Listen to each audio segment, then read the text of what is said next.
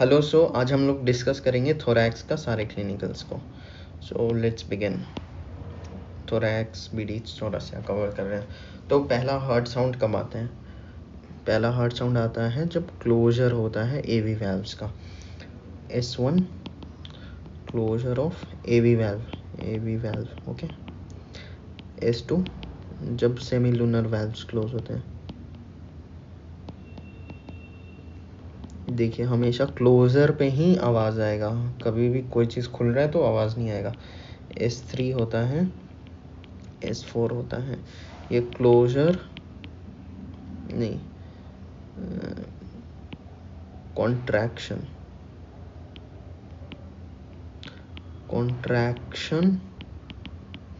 Of atrium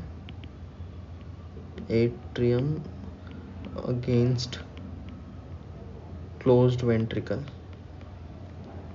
okay. और ये होता है रैपिड फिलिंग फेज में, जब आपका जल्दी फिल हो रहा होता है वेंट्रिकुलर फिलिंग में। ये दोनों ही मोस्टली सुनाई देता है, ये सब उतना सुनाई भी नहीं देता है। और ये तो पैथोलॉजिकल भी होता है। S4 is pathological. इतना नहीं पूछेंगे, ये बस मैंने फिजियो के लिए बता दिया था। The second heart sound in the production closure of semilunar valves, मतलब क्या, वही आयोटिक वैल्व्स और pulmonary valves. Narrowing of the valve, कोई भी चीज़ अगर नैरो हो रहा है तो उसको बोलेंगे स्टीनोसिस। ये अगर मान लीजिए ये ऐसा नैरो हो गया तो इसको स्टीनोसिस बोलेंगे। Fusion of cusp is known as stenosis, that is mitral stenosis. अगर मान लीजिए कोई भी जगह पे स्टीनोसिस हो रहा है, ये मान लीजिए कोई एक वैल्व है या नैरो हो गया, तो इसके पहले ये जो है ये हाइपरट्रोफी हो जाएगा। क्यों? क्योंकि इसको ज़्यादा प्रेशर लगाना पड़ेगा इसको खोलने के लिए। तो ये जो जस्ट आगे जो चेम्बर होता है उसका हाइपरट्रोफी हो जाता है। Dilatation of the valve orifice or stiffening of the cusp causes imperfect closure of valves leading to backflow. अगर valve अच्छे से बंद नहीं हो रहा है या फिर स्टिफ हो गया है तो उससे क्या होगा, बैकफ्लो हो जाएगा, जिसको रिगर्जिटेशन बोलते हैं। आयोटिक इनकॉम्पिटेंस या आयोटिक रिगर्जिटेशन, ये इससे मर्मर्स प्रोड्यूस होते हैं। Clinical anatomy, defect of damage to conducting system leads in cardiac arrhythmias. अगर कंडक्टिंग सिस्टम, आपको पता है SA नोड AV नोड ये सब क्या है, कंडक्टिंग सिस्टम, अगर ये डैमेज हो गया तो इससे एरिथमियाज मतलब रिदम डिसऑर्डर्स होगा। Defects in the normal rhythm of contraction except for a part of the left branch of AV bundle supplied by the left coronary artery. जितना भी आपका कंडक्टिंग सिस्टम है वो राइट कोरोनरी आर्टरी से supply होता है। Exception क्या है, left branch of AV bundle का जो लेफ्ट ब्रांच है वो लेफ्ट कोरोनरी आर्टरी से, ये MCQ बन सकता है। अब थ्रोम्बोसिस पढ़ते हैं। Thrombosis of the coronary artery common cause of sudden death. अगर मान लीजिए ये जो ऐसा आर्टरी रहता है इसको कोरोनरी आर्टरी बोलते हैं, अगर इसमें थ्रोम्बस बन गया तो सडन डेथ हो जाएगा।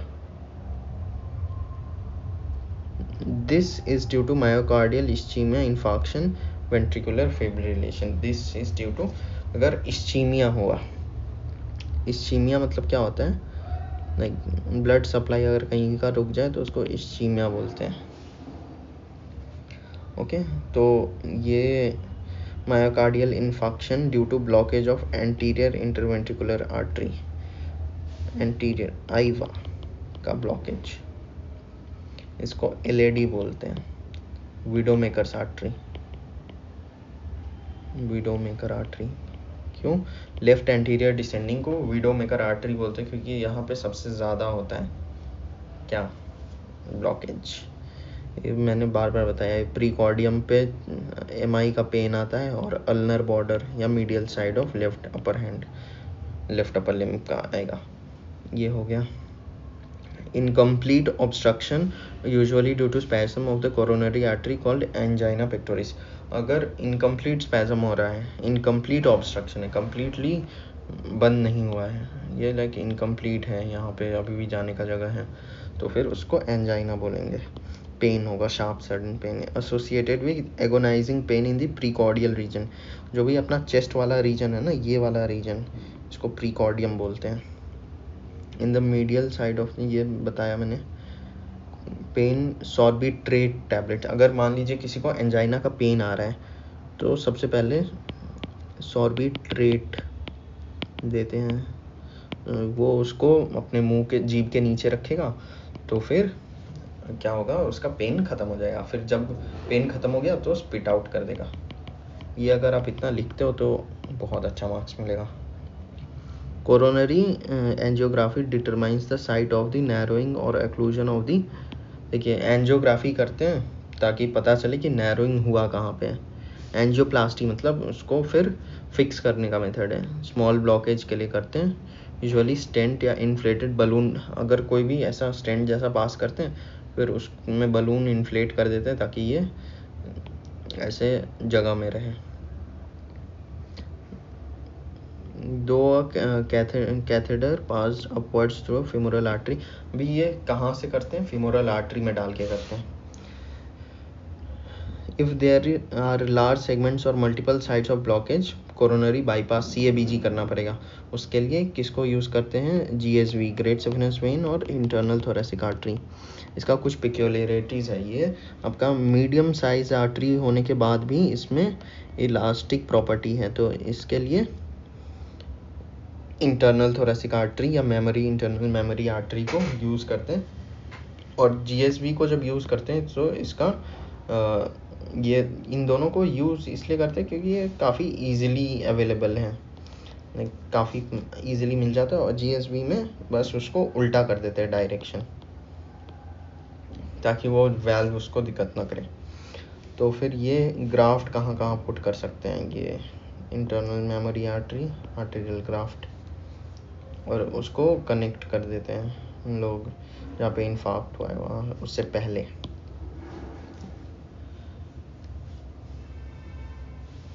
अच्छा, cardiac pain is caused by incomplete obstruction, ये तो हमने पढ़ लिया है। Axons of the pain fibres conveyed by the sensory sympathetic. अच्छा, पेन ट्रांसमिट कैसे हो रहा है, रेफर्ड पेन हो रहा है, ठीक है। तो axon of the pain fibre conveyed by the sensory sympathetic cardiac nerves reach thoracic 1 to 5 T1 to T5, ये इसका सप्लाई है। Of the spinal cord mostly through the dorsal DRG के थ्रू, देखिए DRG के थ्रू ही जितना भी सेंसेशन होता है वो पोस्टीरियर कॉलम से लाइक पीछे से ही जाएगा ना। ये अगर ऐसा रहता है तो लाइक ऐसा ऐसा,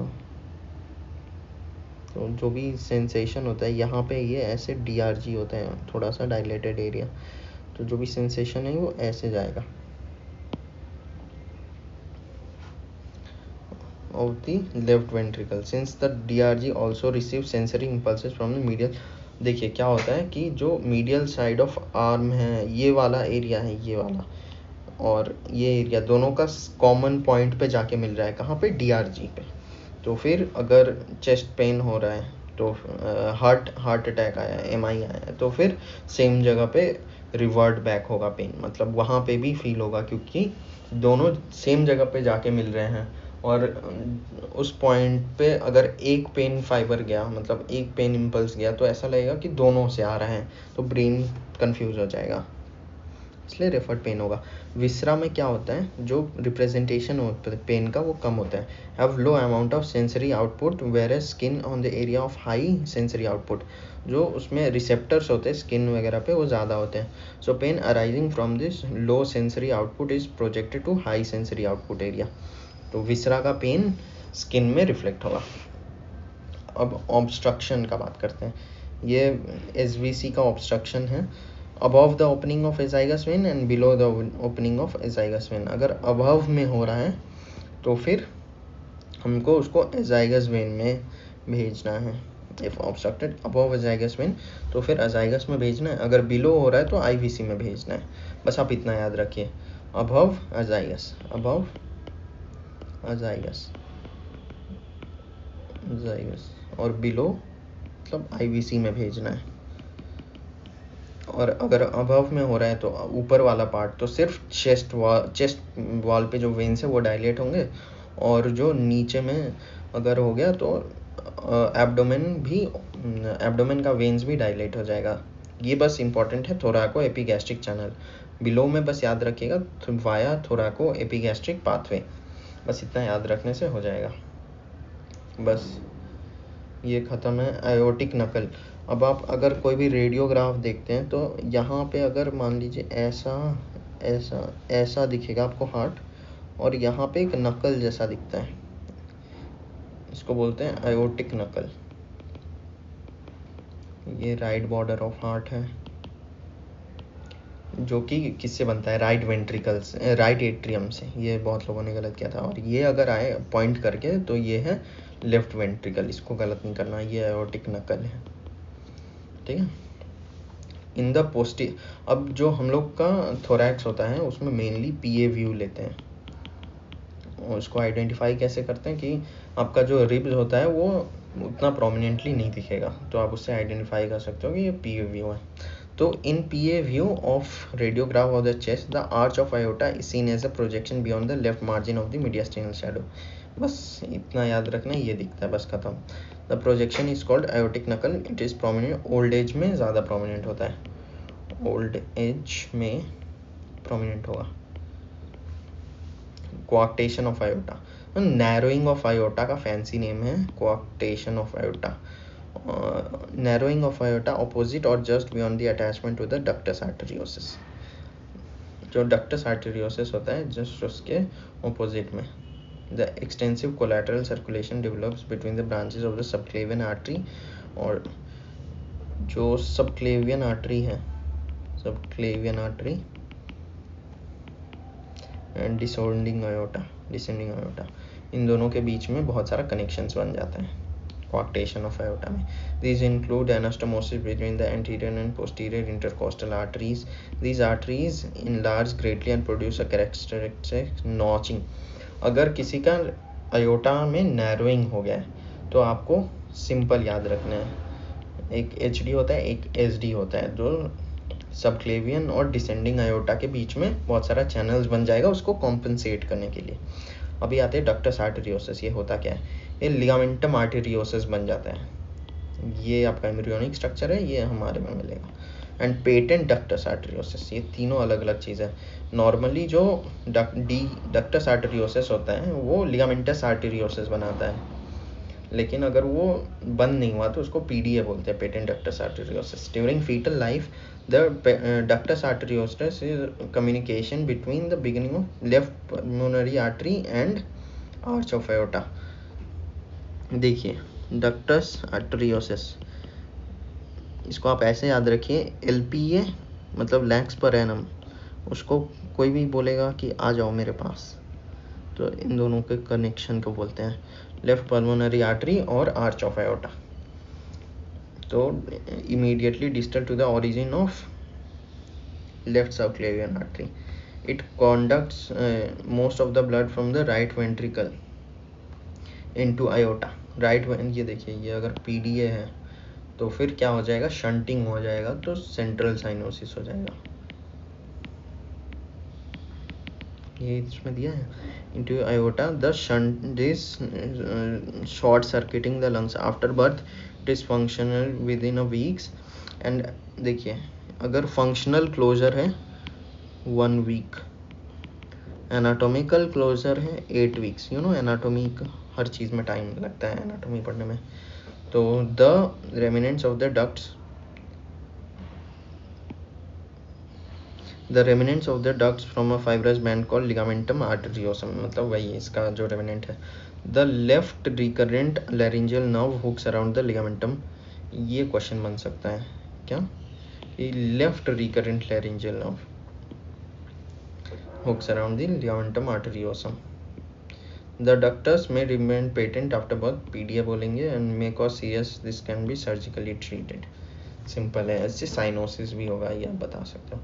aortic arch aneurysm is localised dilatation. Aneurysm मतलब क्या होता है, अगर कोई भी आर्टरी डायलेट हो जाए, बहुत ज़्यादा बड़ा हो जाए, तो उसको dilatation of the aorta which presses upon the left recurrent laryngeal nerve. अभी से क्या होगा, hoarseness of voice, the left vocal cords and hoarseness.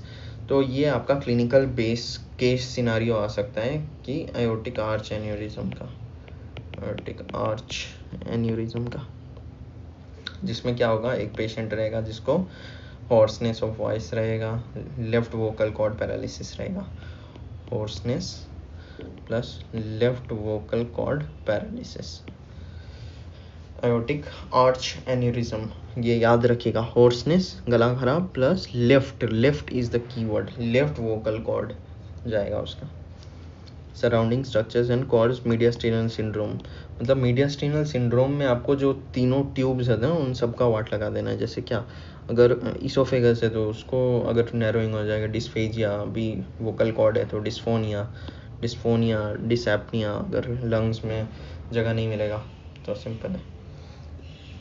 अभी हम लोग देखते हैं in radiographs the trachea is seen. अभी ट्रेकिया का इतना इंपॉर्टेंट नहीं है but still, trachea vertical translucent shadow, जो ऐसा लंबा सा ट्रांसलूसेंट, देखिए ट्रेकिया आगे रहता है उसके पीछे इसोफेगस रहता है, तो ट्रेकिया का वर्टिकल ट्रांसलूसेंट शैडो दिखेगा कंटेनिंग एयर, जहाँ जहाँ एयर रहेगा वहाँ ब्लैक हो जाएगा, containing in front of the cervicothoracic spine. Clinically the trachea को कहाँ पाल्पेट करते हैं, सुप्रास्पिनल नॉच में, ये median position, normally mid line में रहता है, थोड़ा बहुत राइट शिफ्ट भी नॉर्मल है। Shift of the trachea to any side is called mediastinal shift, indicates a mediastinal shift. During swallowing, when the larynx is elevated, the trachea elongates by stretching because of the tracheal bifurcation is not permitted to move by the aortic arch. जब हम लोग swallow करते हैं तो लैरिंग्स ऊपर जाएगा, तो trachea उसके साथ साथ स्ट्रेच करता है। क्यों? क्योंकि वो उसका मूवमेंट अलाउ नहीं होता है आर्च ऑफ आयोटा के through. Any downward pull due to sudden and forced inspiration or aortic aneurysm will produce a physical sign known as tracheal tug. अभी अगर उसको नीचे पुल किए तो ट्रेकियल टग बोल के एक साइन होगा। ट्रेकियोस्टोमी, ये जब सर्जिकल इमरजेंसी में करते हैं, which allows air to trachea के अंदर। मान लीजिए अभी कोई पेशेंट इमरजेंसी में आया है तो उसका यहाँ पे मान लीजिए सपोज ये उसका फेस ये है, यहाँ पे ट्रेकिया डायरेक्ट ट्यूब इंसर्ट कर देते हैं ताकि वो हवा उसको मिल सके, ठीक है। As the tracheal rings are incomplete posteriorly, ये याद रखिएगा, जो ट्रेकियल रिंग्स होता है वो पोस्टीरियरली इनकम्प्लीट होता है, आगे में पूरा रहेगा, ठीक है। The oesophagus can dilate this, तो खाना खाएंगे तो ऑब्वियसली बड़ा होगा।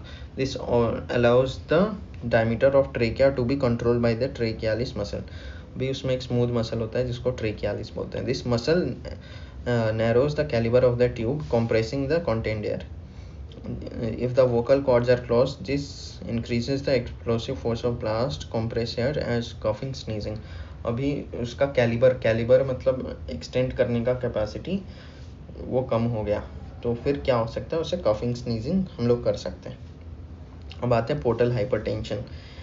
Portal hypertension, the communication between the portal and the systemic vein draining the lower end of esophagus dilate. अभी पोर्टल हाइपरटेंशन में ईसोफेगस पे एक सिस्टमिक और पोर्टल वेन का लेफ्ट गैस्ट्रिक वेन होता है और एक वेन होता है जो अगर यहाँ पे साइट ऑफ पोर्टोकेवल एनास्टोमोसिस होता है, ये अगर डायलेट हो गया तो ईसोफेजियल वायरसिस होता है। It's a very painful condition. कभी कभी ये अगर वेरिसेस फट गया तो ब्लीडिंग भी होता है। The lower end of oesophagus dilate, this dilatation are called oesophageal varices. Rupture of this varices can cause serious haematemesis और वही फट गया तो जैसे हेमोरॉइड्स होता है, हेमोरॉइड्स फटने से खून निकलता है, वैसे ही वेरिसेस फटने से भी खून निकलता है। The oesophageal varices can be visualise radiographically by worm like shadows. Worm like shadows ये की वर्ड है, किसमें, वेरिसेस में आएगा, oesophageal varices. Left atrial enlargement in mitral stenosis. अब मैंने क्या बोला था, ये अगर मिट्रल वाल्व है, मान लीजिए ये लेफ्ट है ना, तो ये मिट्रल वाल्व अगर हो गया, मिट्रल वाल्व, तो ये अगर मिट्रल वाल्व स्टेनोसिस हो गया तो ये उसके ऊपर कौन सा चैम्बर है, लेफ्ट एट्रियम का हाइपरट्रोफी हो जाएगा। तो left atrium enlargement called mitral stenosis can be visualized by barium swallow. The enlarged atrium can be causes a shallow depression on the front of the esophagus. Esophagus के आगे में ये एक depression बना देगा.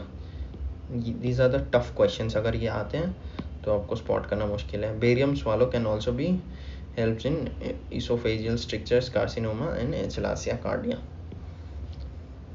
The novel indentations of the esophagus can be kept. अभी जो esophagus होता है उसमें बहुत सारा indentations होता है. मतलब क्या, constrictions. एक यहाँ पे होता है arch of aorta जब ट्रैवल कर रहा होता है उसकी वजह से होता है. एक लेफ्ट प्राइमरी ब्रोंकस की वजह से होता है. एक लेफ्ट एट्रियम की वजह से होता है. इन सबको इंसीजर टूथ से मेजर करते हैं एक distance. The lower end of esophagus is normally kept closed. Lower esophageal sphincter close रहता है. It is caused by the it is open by the stimulus. अभी खाना आएगा, पेरिस्टालसिस होगा तो वो खुलेगा. In case of NMJ, neuromuscular incoordination, the lower end of esophagus fails to dilate upon arrival of food. There accumulates in the esophagus. This condition is called neuromuscular incoordination, characterized by inability of the esophagus to dilate. It is called congenital absence of nerve cells. अगर nerve cells देखिए, neuromuscular इनकोऑर्डिनेशन होता है. जो आपका inferior constrictor होता है उसका दो मसल होता है, थायरो एंड क्रिकोफेरिंग. नहीं, थायरो और समथिंग दो, मतलब दो पार्ट में होता है इंफीरियर कॉन्स्ट्रिक्टर. ठीक है, तो उन दोनों का नर्व सप्लाई अलग अलग है.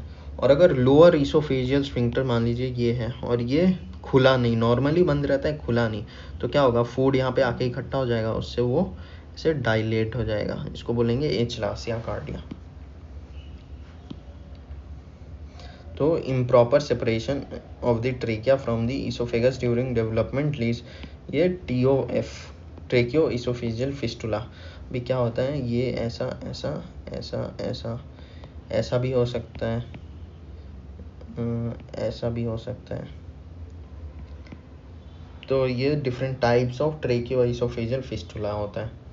Compression of the esophagus in cases of the mediastinal syndrome causes dysphonia and dysphagia.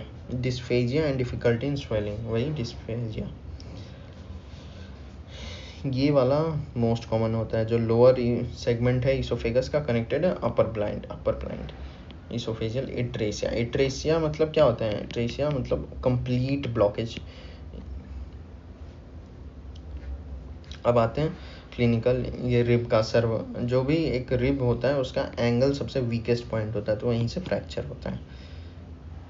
Diaphragm descends. अभी इंस्पिरेशन पे डायफ्राम डिसेंड करता है. हिकअप क्यों होता है, spasmodic involuntary contraction of the diaphragm. ये आपको याद रखना है. हिकअप मतलब spasmodic involuntary contraction against close glottis. ये याद रखना कि ग्लॉटिस मतलब जो गला होता है वो बंद होना चाहिए. Glottis closed. This due to gastric irritation. अब ये इसका थ्योरीज हैं. मेन जो है वो कोई प्रूव नहीं है, बट मेनली क्या होता है, यूरेमिया मतलब अगर ब्लड में यूरिया ज़्यादा एक्यूमुलेट हो जाए, अगर फ्रेनिक नर्व इरिटेट हो जाए, या अपने ज़्यादा गैस्ट्राइटिस, मतलब कैसे भी करके गैस्ट्रिक इरिटेशन हो. अब cervical rib, this is important, this is very important. Cervical rib can be asked.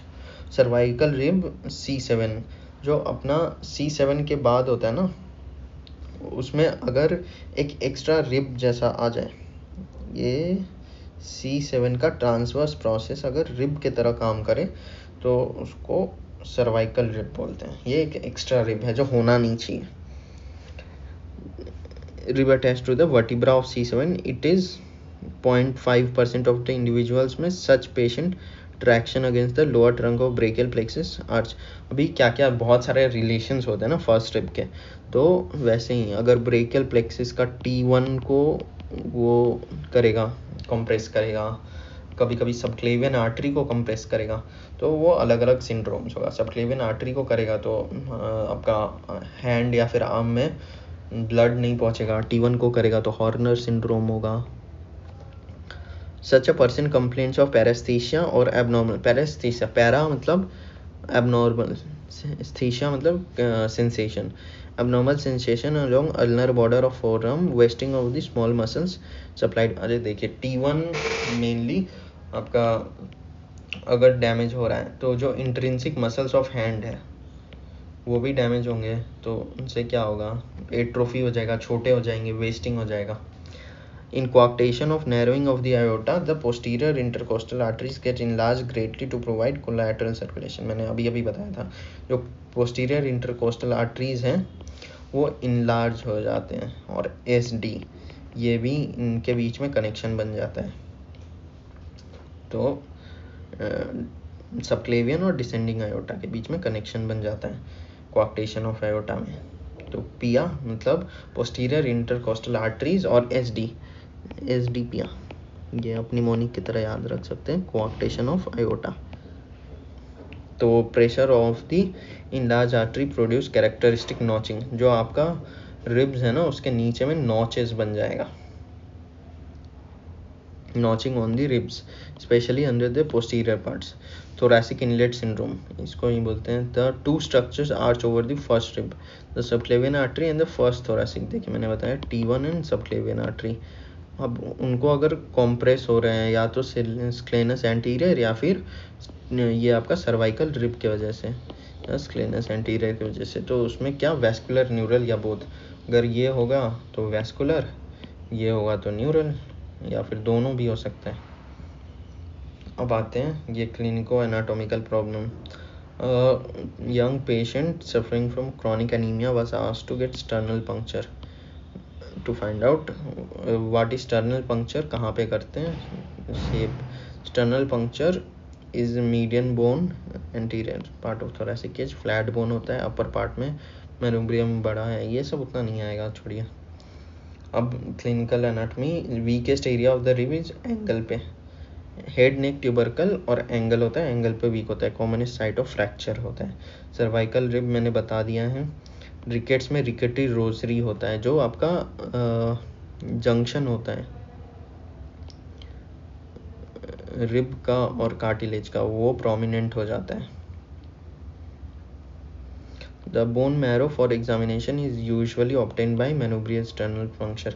ये मेनली लेकिन अभी PSIS में करते हैं, पोस्टीरियर सुपीरियर इलियाक स्पाइन में मोस्टली करते हैं. अगर पेशेंट ओबीस हो तो ASIS में करते हैं, और मेनुब्रियम में तो मुश्किल से नहीं करते हैं. It is done in the upper part two prevent. अब बस एनाटोमी वाले पूछ सकते हैं क्वेश्चन कि अपर पार्ट में करते हैं अगर करना भी है तो, ताकि उसको इंजरी नहीं हो आर्च ऑफ एओर्टा को.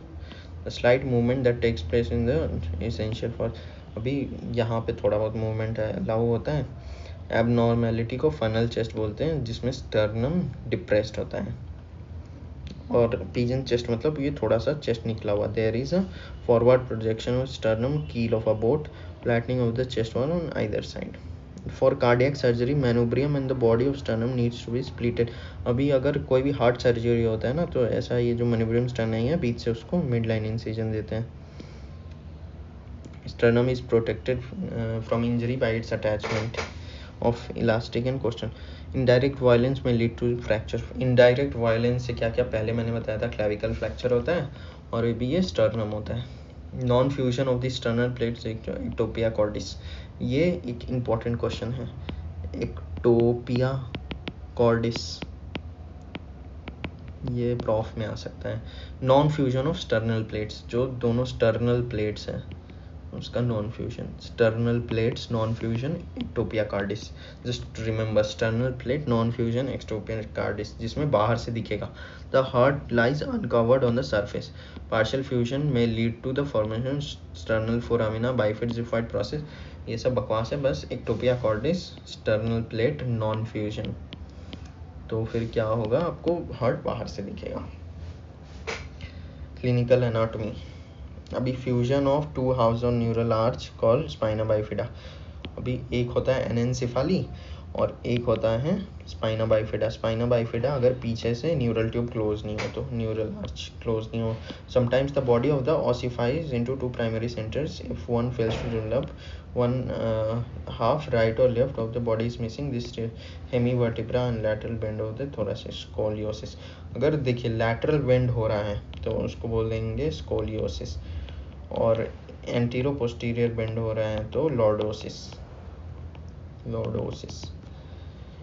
In young adults, the discs are very strong. However, after the second decade of life, second decade खत्म हो गया, डिजेनरेटिव चेंजेस हो गया तो स्लिप डिस्क हो जाएगा। Annulus fibrosus, such a disc is subjected to strain, the annulus fibrosus rupture हो जाएगा, प्रोलैप्स हो जाएगा डिस्क का। This is known as disc prolapse. It may even have minor strain, minor strain के बाद भी हो सकता है। In addition to prolapse, nucleus pulposus, internal degenerations of the disc may take place. Disc prolapse is usually posterolateral. ये question बन सकते हैं। जो डिस्क प्रोलैप्स होता है वो पोस्टेरोलैटरल होता है। The prolapse nucleus pulposus presses upon the adjacent nerve roots and give rise to pain that radiates along the distribution of the nerve. Such pain along the sciatica बोलते हैं इसको। डिस्क प्रोलैप्स में sciatica हो सकता है। Motor efference with loss of power and reflexes में follow, मतलब सारा ही जितना भी मोटर लॉस हो सकता है। Disc prolapse occur most frequently in the lower lumbar region, lower lumbar region में डिस्क प्रोलैप्स होता है। It is common in lower cervical, कहाँ से कहाँ तक, C5 से C7 तक, प्लस लोअर लंबर में। तो हम लोग कहते हैं डिसैप्निया, मतलब सांस लेने में दिक्कत। जो पेशेंट मोस्ट कंफर्टेबल बैठ के सांस लेंगे, leaning forward and flexing. The sitting posture, the position of the diaphragm is the lowest allowing maximum ventilation. Sitting position में डायफ्राम लोएस्ट होता है, डायफ्राम नीचे चला गया तो फिर सांस लेने में आसानी होगा। मेनली जिसको सांस लेने में दिक्कत है वो बैठ जाता है, देखिए रात में सांस सोते सोते बैठ जाएगा। Fixation of the arms on the scapula so that the serratus anterior and minor gets act on the rib. अभी ये दो मसल एक्ट करेंगे, एक्सेसरी मसल्स, तो और ज़्यादा बढ़िया हम लोग सांस ले सकते हैं। The height of the diaphragm in the thorax is variable according to the position of the body and the tone of the abdominal muscles. अच्छा, ये जो हाइट ऑफ डायफ्राम है उसका डिपेंड करता है पोजीशन ऑफ द बॉडी और abdominal muscles पे। देखा हमने, अगर बैठता है तो डायफ्राम लोअर हो जाता है, हाईएस्ट। अगर हम लोग सो रहे होते हैं तो ये हाईएस्ट होगा। The patient is extremely uncomfortable and she need to exert image. हम लोग देख रहे हैं कि अगर डायफ्राम डाउन तो फिर ईजी है, डायफ्राम अगर नीचे है तो ईजी होगा। और ये कैसे होगा, सिटिंग में। अगर बैठ रहा है तो आसानी से सांस ले सकता है। The diaphragm is lowest while sitting, the patient is quite comfortable as, ये तो कॉमन सेंस है। The diaphragm is midway in position while standing, खड़ा रहने पे, देखिए सोने पे सबसे ऊपर, लेट बैठने पे नीचे, और स्टैंडिंग पे मिडवे में रहता है, स्टैंडिंग में मिडवे में रहता है। But the patient is too ill or exhausted to stand, so feel uncomfortable while sitting. मतलब खड़ा नहीं हो सकता ना पेशेंट बेचारा, तो वो मेनली बैठना प्रीफर करता है क्योंकि सोने में तो काफ़ी ऊपर चला जाएगा diaphragm. The most prominent role in respiration is, अरे ये तो कॉमन है, डायफ्राम ही सबसे इंपॉर्टेंट है। Diaphragm occurs in 2 phases, inspiration, हमेशा इंस्पिरेशन एक्टिव प्रोसेस है और एक्सपिरेशन पैसिव प्रोसेस है। जो बच्चा है उसमें द थोरैसिक कैविटी सर्कुलर होता है, हम लोगों में एपी मतलब ऐसा रहता है, इलिप्टिकल रहता है। The scope of the side to side expansion is limited. जो बच्चा होता है, वुमेन, चिल्ड्रन में कैसा होता है, एब्डोमिनल होता है। जो मेल होता है उसमें भी एब्डोमिनल होता है, लेकिन जो वुमेन होता है उसमें थोरैको एब्डोमिनल होता है। इसमें एब्डोमिनो थोरैसिक ब्रीदिंग होता है। देखिए एक थोरैको एब्डोमिनल फीमेल्स गेट प्रेग्नेंट तो क्या होता है उनमें मेन अगर रेस्पिरेशन एब्डोमिनल हुआ तो फिर वो लोग प्रेगनेंसी में सांस शायद ना ले पाए, तो इसलिए गॉड ने उनको थोरैसिक दिया पहला कि वो थोरैक्स को यूज़ करके ब्रीथ करें ज़्यादा। In women of advanced stage of pregnancy, the descent of diaphragm is limited. So this type of is thoracic. देखिए मैंने अभी बताया कि thoracic। अभी ये है इरिटेशन, ये मैंने आपको जो ऊपर में बताया था कि नीचे है तो फिर हम लोग कहाँ पे भेजेंगे, एजाइगस में नहीं, सॉरी ऊपर में है,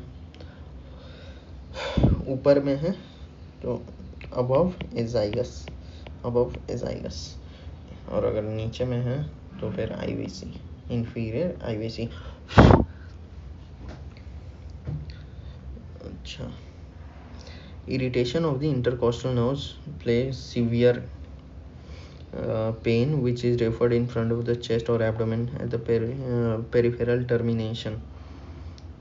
एक सेकंड, और कितना बाकी है, बहुत बाकी है। सो हम लोग देखते हैं अभी जो मोस्ट इम्पॉर्टेंट है वो करते हैं। ये पेरिकार्डियल इफ्यूजन, ये बहुत इम्पॉर्टेंट है, ये भी पढ़ लेते हैं। The cardiac pain is ischaemic pain caused by incomplete, ये तो हो गया ना। तो एस्पायरेशन, इसको पैरासिम्पसिस थोरासिस बोलते हैं या इसको प्लूरल टैप भी बोलते हैं, प्लूरल टैप 8th या 9th इंटरकोस्टल स्पेस में करते हैं, स्पेस में करते हैं मिड एक्सिलरी लाइन में। ये एम्स भोपाल का प्रॉफ का क्वेश्चन था, हम लोगों को आया था ये। So it is usually done in the 8th intercostal space in the mid axillary line. The needle is passed through the lower part। अभी क्या होता है ना, ये ऊपर से नीचे VAN होता है, तो इसको अपर जो लोअर रिब है उसका अपर पार्ट में करते हैं, नीडल डालते हैं the needle lower part of the upper rib, क्योंकि VAN होता है, when artery nerve. Some clinical conditions associated with pleura are pleurisy, inflammation of the pleura को pleuritis या pleurisy बोलते हैं। It may be dry but is often accompanied by the collection of fluid। भी mostly dry होता है लेकिन कभी कभी इसमें फ्लूइड कलेक्शन होता है। Dry pleurisy is more painful क्योंकि उसमें रबिंग होता है, फ्रिक्शन होता है। न्यूमोथोरैक्स मतलब एयर अगर प्लूरल कैविटी, हीमोथोरैक्स मतलब ब्लड, हाइड्रोथोरैक्स मतलब पानी, फ्लूइड। इम्फाइसीमा प्रेजेंस ऑफ पस, इम्पाइमा सॉरी, अगर पस हो तो इम्पाइमा बोलेंगे। Coastal and peripheral parts of the diaphragm and pleura are innervated by intercostal nerves. Hence, irritation of these regions causes referred pain along the intercostal and abdominal walls। ये important है। Mediastinal and central part of the diaphragm are innervated by phrenic nerve। phrenic nerve का main जो root है वो C4 है। Hence, irritation causes hiccups, shoulder pain, tip of shoulder पे pain होगा। Pain on the right shoulder inflammation of gall bladder में होता है, इसको कहर साइन बोलते हैं। नहीं सॉरी, स्प्लीन के केस में कहर साइन बोलते हैं शायद। Pleural effusion causes obliteration of the costodiaphragmatic recess. अभी यहाँ पे जो ये वाला है ये कॉस्टोडायाफ्रामेटिक एंगल है, और यहाँ पे जो है इसको कॉस्टोडायाफ्रामेटिक रीसेस बोलते हैं। लेकिन अगर यहाँ पे कुछ जमा हो गया, फ्लूइड जमा हो गया, तो जो ये एंगल है वो ऑब्लिटरेट हो जाएगा, मतलब ये ऐसा भरा भरा सा हो जाएगा ना, तो ये कोई एंगल नहीं बनेगा, ऐसा भर जाएगा। ये एक इम्पॉर्टेंट क्वेश्चन है। अभी pleura extend beyond the thoracic cage, ये 3-4 जगह पे होता है, ये आपको याद रखना है। Right costal xiphi costal angle, ये आप विजुअलाइज करके करिएगा तभी याद रहेगा। Right xiphi costal angle, right and left सब costo vertebral angle, and right and left root of neck. Root of neck पे होता है cervical dome of pleura. The pleura may be injured at the sides during surgical procedures. यहाँ पे important क्यों है, ये आपका शॉर्ट नोट में आ सकता है।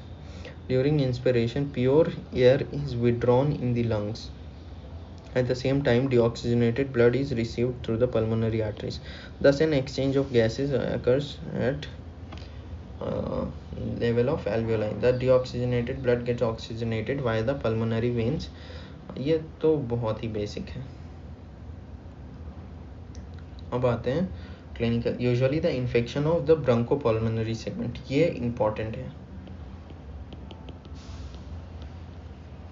ब्रोंकोपल्मोनरी सेक्शन का अगर इन्फेक्शन हो तो फिर उसको अलग अलग से हर एक सेगमेंट को रिसेक्ट कर सकते हैं. यही इसका क्लिनिकल सिग्निफिकेंस मेन है. तो और अगर एक सेगमेंट में हो रहा है तो वो उसी सेगमेंट में रिस्ट्रिक्टेड रहेगा. लेकिन जो टीबी होता है या ब्रोंकियोजेनिक कार्सिनोमा, टीबी कैंसर, ये दोनों सबसे डेंजर हैं.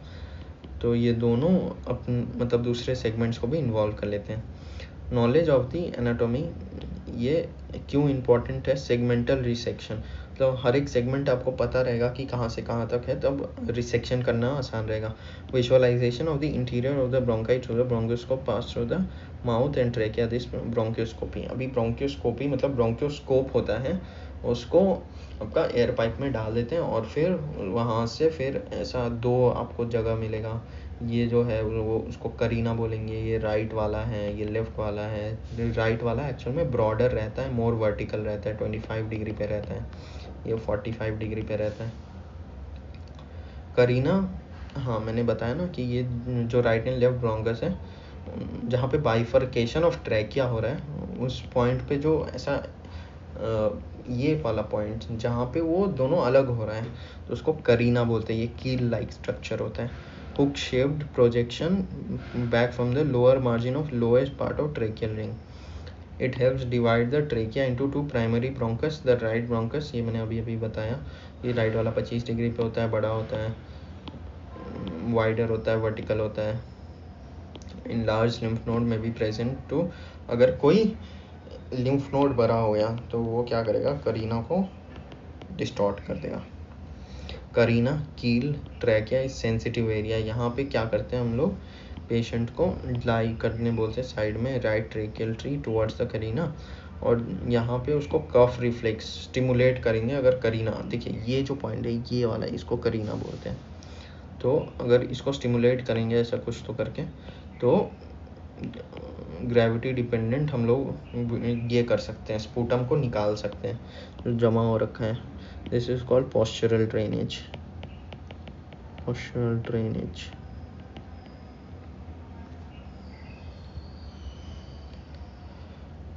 Paradoxical respiration. Mainly inspiration में क्या होता है, डाउन जाता है और फिर डायफ्राम. लेकिन अगर कोई रिब टूटा हुआ है तो फिर क्या होगा, इंस्पिरेशन में अप जाएगा. बस इतना ही जानना है. अब टीबी क्या है, अब नॉर्मल कॉमनेस्ट डिजीज़ है. हाँ, अ कोर्स ऑफ ट्रीटमेंट, ये बहुत लंबा ट्रीटमेंट होता है. इसमें आइसोनियाजिड देते हैं, इसमें आइसोनियाजिड, ये इतना नहीं भी याद रखें तो चलेगा. तो ब्रोंकियल अस्थमा होता है, commonest disease of respiratory system. It occurs due to bronchospasm of the smooth muscles. अभी जो स्मूथ मसल्स होते हैं वो स्पैज्म में कॉन्ट्रैक्ट कर जाते हैं, तो फिर हम लोग क्या करते हैं, डायलेटर्स देते हैं, सैल्ब्यूटामॉल देते हैं शायद.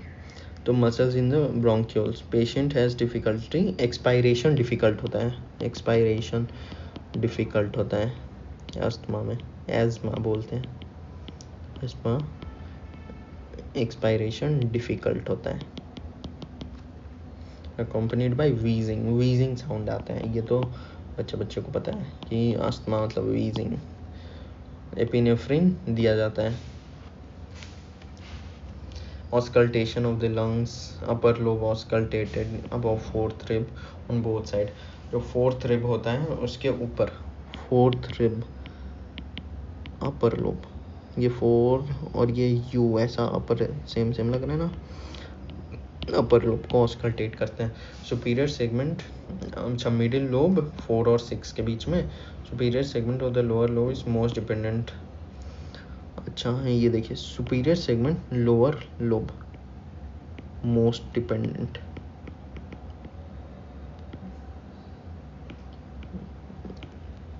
इन सोपाइन कितना कन्वीनियंट है. सुपीरियर सेगमेंट अभी लोअर लोब का ही डिपेंडेंट रहेगा, अपर लोब का डिपेंडेंट. तो डिपेंडेंट मतलब क्या होता है, जहाँ पे मान लीजिए ये ऐसा है तो यहाँ पे अगर कहीं फ्लूइड है, यहाँ फ्लूइड है, तो मोस्ट जहाँ पे फ्लूइड इकट्ठा होगा ना उसको डिपेंडेंट साइड बोलेंगे, तो वो हमेशा लोअर ही होगा। लेकिन इसका क्या, सुपीरियर सेगमेंट कौन सा पोजीशन में, सुपाइन पोजीशन में मोस्ट डिपेंडेंट होता है।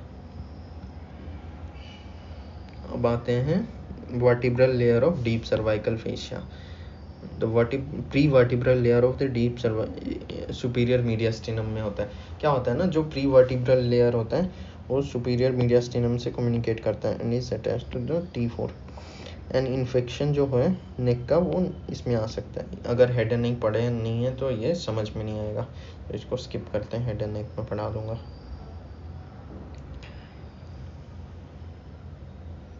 अभी कार्डियक टैम्पोनेड, ये इंपॉर्टेंट है।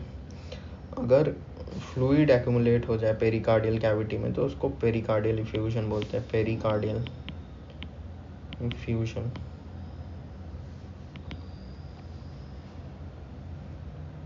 कार्डियक टैम्पोनेट क्या होता है, अगर मान लीजिए आपका हार्ट पेरिकार्डियल फ्लूइड इकट्ठा हो गया है यहाँ पे, तो जो राइट एट्रियम है उसका फीलिंग नहीं होगा, राइट एट्रियम फीलिंग डिस्टर्ब हो जाएगा, तो उससे क्या होगा, सिनकोप हो सकता है, सडन सिनकोप, मतलब बेहोश हो सकता है आदमी। क्यों? क्योंकि अगर ये फील नहीं होगा तो कार्डियक आउटपुट नहीं होगा, कार्डियक आउटपुट नहीं होगा तो परफ्यूजन नहीं होगा, परफ्यूजन नहीं होगा तो आदमी सिनकोप होगा।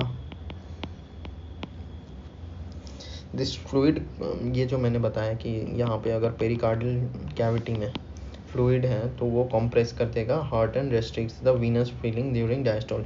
It also reduces cardiac output. Pleural effusion can be drained by puncturing left fifth intercostal space. Fifth intercostal space वही जहाँ पे अपना एपेक्स बीट होता है वहाँ पे, लगभग फिफ्थ और sixth, just lateral to sternum, just lateral to sternum। ये इम्पॉर्टेंट है, ये बहुत इम्पॉर्टेंट है। ऐसा क्वेश्चन ही आता है कि जिसमें कोई जगह स्पेसिफाई हो। Between the xiphoid process and left costal margin, needle backwards upwards and backup, आपको याद रखना, backwards upwards and left. Mitral stenosis मैंने बताया, लेफ्ट एट्रियम बड़ा हो जाएगा, कंप्रेसेस द इसोफेगस में डिस्फेजिया। ये बहुत सिंपल है, लेफ्ट एट्रियम का रिलेशन इसोफेगस से है, और मिट्रल स्टेनोसिस अगर हो गया तो लेफ्ट एट्रियम बड़ा हो जाएगा, जिससे क्या हो जाएगा, इसोफेगस कंप्रेस होगा, उससे क्या होगा, डिस्फेजिया होगा। During heart surgery the ligature is pass through the transverse sinus. अच्छा, ये तो बहुत सिंपल है, ट्रांसवर्स साइनस के थ्रू लाइगेट कर देते हैं। जो दो ग्रेट वेसल्स है ना उनको ऐसे लाइगेट कर देते हैं सर्जरी के थ्रू, सर्जरी के टाइम पे। अब बस ख़त्म हो गया, अब बस ये लास्ट है। अभी ये जो चेस्ट वॉल के ऊपर एरिया है उसको प्रीकॉर्डियम बोलते हैं, ये तो सही पता है। टैकीकार्डिया मतलब इंक्रीज्ड हार्ट रेट, ब्रैडीकार्डिया मतलब डिक्रीज्ड हार्ट रेट। अगर इरेगुलर बीट है तो एरिथमिया। कॉन्शियस, अगर खुद का आपको हार्ट बीट सुनाई दे रहा है, कॉन्शियस हो गए हो आप, तो उसको पैल्पिटेशन बोलते हैं। अभी अगर इन्फ्लामेशन होती पेरिकार्डियम है तो उसको पेरिकार्डाइटिस, मायोकार्डियम तो myocarditis, endocardium endocarditis. Simple, itis जोड़ दीजिए, ख़त्म।